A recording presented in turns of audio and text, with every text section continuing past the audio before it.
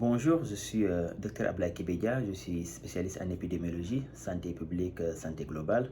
Je voudrais vous parler de la pandémie du coronavirus, appelée aussi la COVID-19.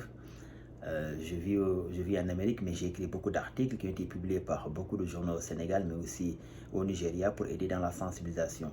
Vous savez, la pandémie du coronavirus a commencé en Chine il y a plus d'une année. Depuis, elle a fait beaucoup de victimes. Beaucoup de moyens ont été engagés pour la stopper, seulement la maladie avance parce que le virus arrive à s'adapter, à évoluer. Vous avez tous entendu parler des variants.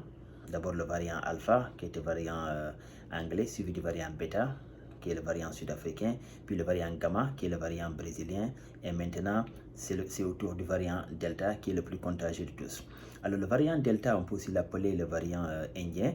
Et il a été découvert pour la première fois en Inde, là où il a causé beaucoup de victimes avant de se propager dans le reste du monde, où il a créé une explosion des contaminations partout.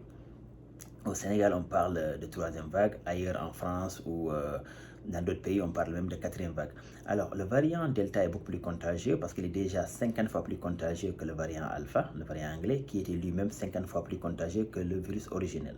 Donc, ce qui fait que le variant Delta est 100 fois plus contagieux que le virus originel. Alors, si vous prenez une personne infectée par le virus originel, il peut contaminer jusqu'à 2 personnes. Une personne infectée par le variant Delta peut contaminer jusqu'à 4 personnes. Donc, vous voyez bien qu'il est beaucoup plus contagieux.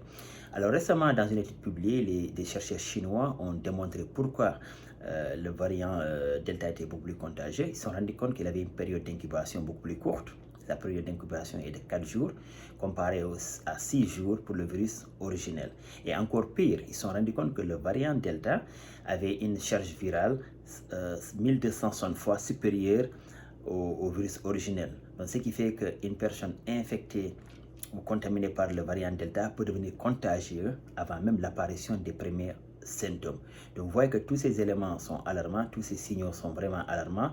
C'est pourquoi il faut qu'il y ait une prise de conscience collective, mais aussi surtout individuelle, et se mobiliser dans la prévention, parce que la prévention reste toujours le moyen le plus efficace. Alors, la prévention, elle commence par le respect des mesures barrières, c'est-à-dire se laver les mains avec du savon, utiliser des solutions hydroalcooliques, mais aussi porter un masque et respecter de façon stricte les mesures de distanciation sociale. Et surtout, si vous avez la chance de vous faire vacciner, allez vous faire vacciner, parce que pour le moment, le vaccin reste le moyen le plus efficace pour juguler cette pandémie. Alors, le vaccin, il est efficace, c'est pourquoi on en fait depuis qu'on est tout petit. Le vaccin a 3 objectifs à l'échelle d'une population.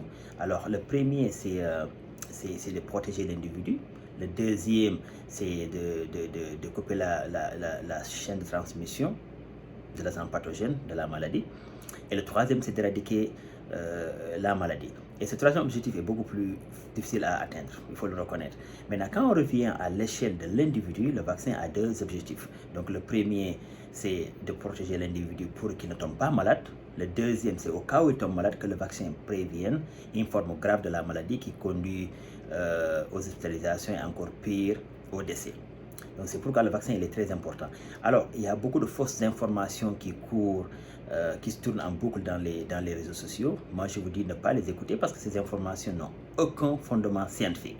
Alors, si vous avez un doute, moi, je vous conseille de demander l'avis d'un spécialiste avant de partager ces informations, parce que quand vous partagez ces informations, vous diffusez la peur, alors que dans des périodes aussi critiques, les gens ont besoin d'être sereins. C'est très important. Et le vaccin, il est efficace. Il est efficace pourquoi? Il faut juste voir les chiffres. Il faut voir les chiffres. Dans des pays qui ont réussi à vacciner plus de 50% de leur population, je vais vous parler de beaucoup de pays européens, comme la France, l'Angleterre, mais aussi l'Israël ou même les États-Unis. On s'est rendu compte que récemment, avec l'explosion des contaminations, les hospitalisations étaient stables. Donc, ce qui veut dire que le vaccin protège contre les cas sévères. Ce que j'appelais le deuxième objectif du vaccin. Et quand vous partez aux États-Unis, là on s'est rendu compte que la majorité des nouvelles contaminations étaient avec les non-vaccinés. Et encore pire, on s'est rendu compte que plus de 99% des décès dus à la COVID-19 étaient avec les non-vaccinés.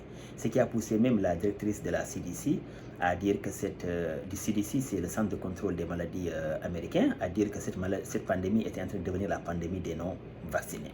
Donc vous voyez que le vaccin, il est efficace et il marche. Alors au Sénégal, actuellement, on utilise le vaccin d'AstraZeneca, le vaccin de Johnson Johnson et le vaccin de Sinopharm. Tous ces vaccins sont efficaces. Ils sont tous efficaces. Alors, je vais finir par vous lancer un appel. Le premier, c'est de suivre les instructions des autorités locales. C'est très important.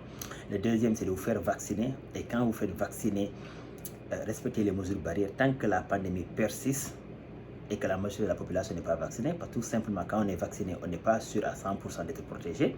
Et encore, il est important de se vacciner le plus tôt possible parce que le vaccin n'est pas à effet immédiat. Donc, quand vous prenez le vaccin, il faut compter quelques semaines, je dirais 3 à 4 semaines, pour que le vaccin puisse avoir les effets recherchés dans l'organisme.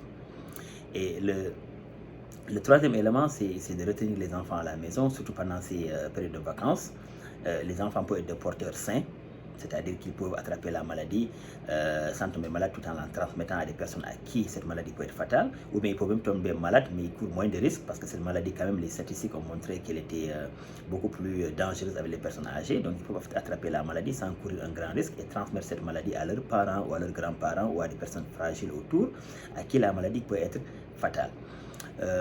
Et le dernier, si vous vous sentez malade, isolez-vous pour protéger vos proches et bien sûr avertir les autorités. Donc il y a beaucoup de gens c'est sûr qu'il y aura beaucoup de gens qui vont tomber malades et avoir peur, dire qu'ils ont la grippe, mais une décision beaucoup plus sage serait de vous isoler d'abord, d'avertir les autorités, d'aller faire un test pour s'assurer que vous n'êtes pas contaminé pour protéger vos proches. J'espère que cette vidéo va aider. Je reste ouvert à vos questions sur mon compte Facebook. Vous pouvez m'envoyer des messages sur Messenger. Vous pouvez aussi m'envoyer des messages sur mon compte Twitter. Je ferai de mon mieux pour répondre à vos questions. Merci beaucoup.